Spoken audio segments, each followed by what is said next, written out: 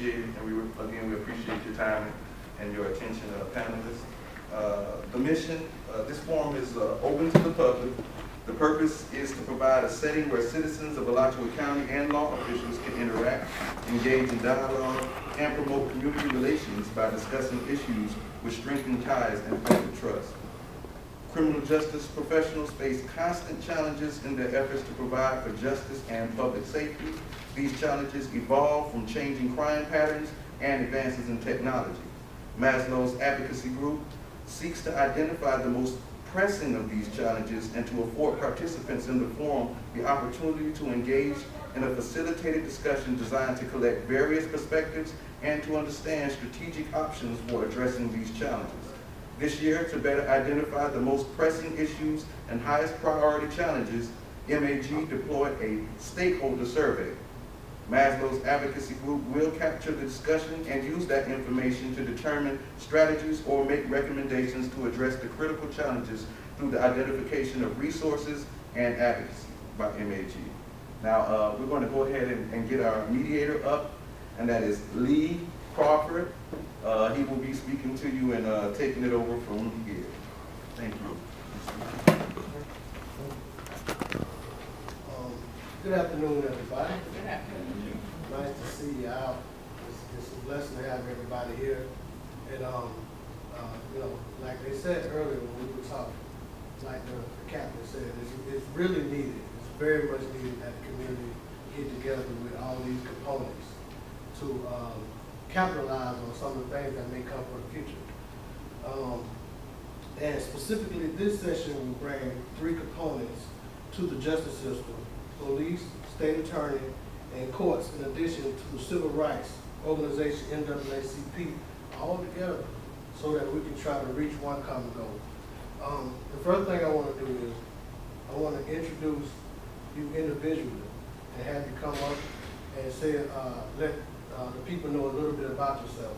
And then once you're introduced, you go back, sit down, and then we'll start all back over again. And then when we come back up the second time, I'll ask panel questions. Okay? All right. First, we have Judge James M. Koloff, 8th Judicial Circuit.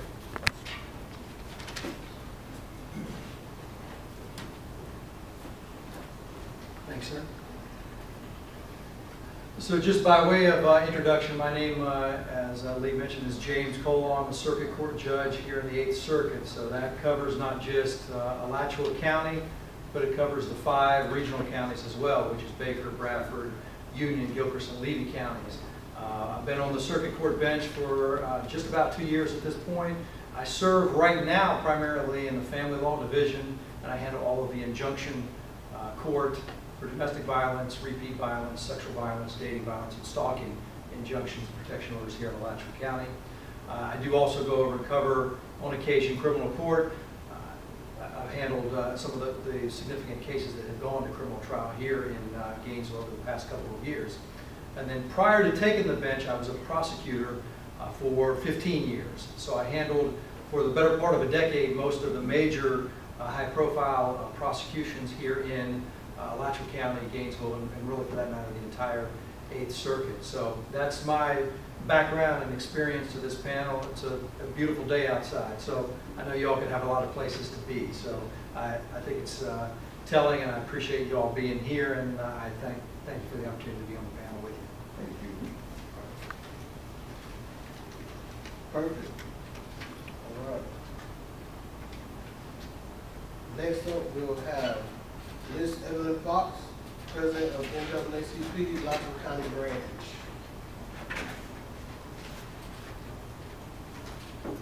Thank you. It is a beautiful evening. I would like to first thank MAG for inviting us to be here today. My only wish was that there were more people from the community here with us. However, it's nice to meet the other panelists. I'm Evelyn Fox. I'm president of the Alachua County branch of the NAACP. And for those of you who don't know what the NAACP is, it's the oldest civil rights organization in the world. We were founded in 1909 by a group of white as well as African American citizens. We fight for the civil rights of everyone. And we've been noticing in the news in the last couple of days about the president from Spokane who wants to be, who's been portrayed as a African American. Well, there's nothing wrong with that. We have white presidents all throughout the country. In Miami, we've had a white president, and he's done an excellent, phenomenal job. The Alachua County branch of the NAACP was founded in 1963 by a group of local citizens. The most well-known person that led this branch was the late Reverend T.A. Wright, who passed away last year. He led the branch during the turbulent 60s for about 23 years. I have been president of the branch for the last 6 years, and I'm a member of the Floyd State Conference Executive Committee. And I am just happy to be here, and hopefully we could start something with these gentlemen that will continue to help improve our community, because this is where we live, and we want it to be a better place for everyone. As I said, my husband's not here. I'm originally from Georgia. I've been a part of NAACP since my first year in elementary school. My first grade teacher took me to my first NAACP meeting. That was many years ago, because I'm now 64. And I've always been a part of the NAACP because I believe in what it stands for. We don't get paid. What we do is strictly voluntarily. So we have a wonderful active branch here, and we invite all of you to become a member. We meet the fourth Thursday in every month at Santa Fe College downtown. So thank you all again for having this, and thank the panelists who have never met before, and we look forward to answering whatever questions you put before us. Thank you. Perfect. Again, it's a privilege and an honor to have people like this come speak with us, so you're very welcome, and we thank you also. Okay. Next up is Captain Stephen Manning, Chief Inspector, Office of Professional Standards, Alachua County Sheriff Office. Sounds like a big title. I could probably simplify it a little bit. It's internal affairs. That's anybody that's watched television knows the Office of Professional Standards as internal affairs. That's what I did. In summary, I'm the police officer who polices the police. I police their behavior, investigate their behavior, looking for criminal wrongdoing as well as administrative wrongdoing. My name's Steve Manning, but it is a privilege to be here. I'm a 19-year veteran of the Alachua County Sheriff's Office, and prior to that, I'm a 6-year veteran of the United States Marine Corps. Worked in all facets of the Sheriff's Office, currently hold an administrative position, so, and I'm privileged to have that. It's a privilege to get to the position that I'm at. I hold the rank of captain. I have a tactical background in SWAT. Worked as a K-9 unit supervisor, administrative lieutenant, as part of specialized groups that target street-level crime called the Focus Unit. Worked in narcotics. Worked all over the Sheriff's Office for about 19 years, and really enjoyed every minute of it. I hold a master's degree in criminal justice, critical incident management. I am a graduate of St. Leo's Command School as well as the FBI National Academy. And thank you for having me. Simplified, Captain. Yes, simplified. I'm a military man myself. Outstanding. It's good to have people like that, police, and everybody needs to be checked up on. Everybody has a boss. We have Christopher, I can't pronounce your last name. Eisenmaker. Eisenmaker? Eisenmaker. Eisenmaker. It's like Eisenhower, but Eisenmaker. I like it. All right. County Court Supervisor, Public Defender, 8th Judicial Court.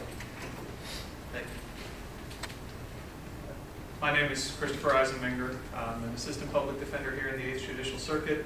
I work for Stacey Scott, who's the elected Public Defender for the 8th Judicial Circuit. I've been in that position about 6 years now. I've worked almost through all of our counties in the circuit. Currently, I'm assigned as the County Court Supervisor for Alachua County. That means that I'm in charge of 6 attorneys who practice in county court. County court is where misdemeanor charges are heard. So I have these 6 attorneys from our office here in Alachua County that would be charged with defending people charged with misdemeanor crimes. It could be anywhere from a criminal trespass to a DUI, many things in between.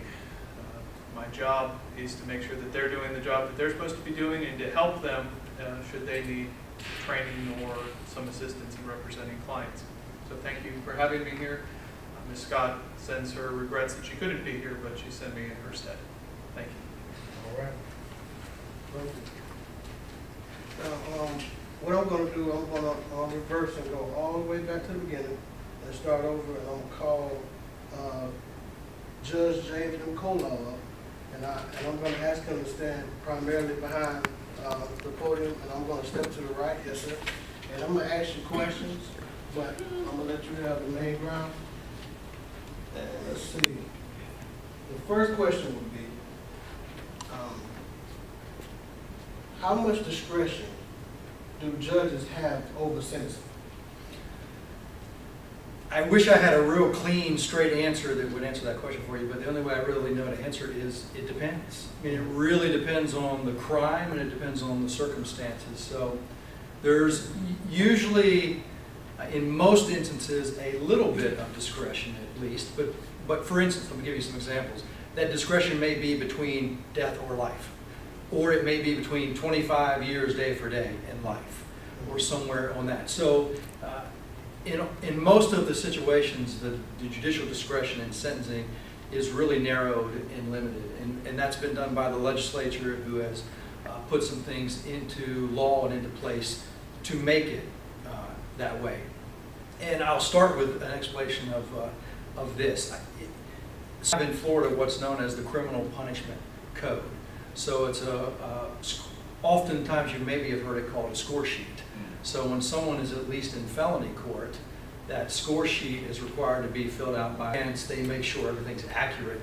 And the legislature has created this formula that tells the judge you have to sentence between this range and that range. So your discretion is narrowed in that regard. I think all that came about because there was a period of time in Florida where, depending on where you lived, it determined what kind of sentence you got. So you may be in one jurisdiction, and the same crime may send you to prison for 20 years. Then if you're in a different jurisdiction, that same crime, same circumstances, two people look identical, that person may get probation. And so you really had situations where people were getting sentenced in really, really disparate ways. And so the Criminal Punishment Code came about so that that had to be used statewide, and it was intended to bring things a little bit more in conformity so that the sentences were still within some sort of range. But in doing that, you take away some of the judicial discretion in that. Now, other examples would be the crime that you hear that's really been in the news, I think, over the past few years, which is the whole 10-20 life sentencing scheme. So, you know, if you commit a certain type of offense and you possess a firearm, or you discharge a firearm, or you injure someone or kill someone with the use of a firearm, the sentencing discretion for the judge is really gone. I mean, it's a possession of minimum mandatory 10 years. And usually for most people, and Chris could speak on it when he comes up, but usually that 10-year min-man for most people is going to be well beyond what a bottom of a guideline score sheet range would be. If they discharge it at 20 years, it's going to be far heavier than what the sentencing guideline score sheet would say they should get. So it depends. It really just simply depends on the circumstances, the type of crime you've committed, the circumstances surrounding that crime. But in most instances, judicial discretion is narrowed. It's limited to some extent. Okay, I think that's probably the best answer you can give. That's really, this is why we have these type of discussions, because you just taught me something about the past and where it came about, and I think that's a really good answer you give, which leads me to my next question. Do you have any thoughts on the need to reform the criminal justice system? And if you do, please explain to us and the people. What do you think about it? Well, let me start by this. You know, courts, I want to make sure everyone understands this. Courts are reactionary. You know, they're not proactive in any way, and they shouldn't be. So the courts and judges are not involved in any way in reform. You deal with whatever is brought in front of you. And so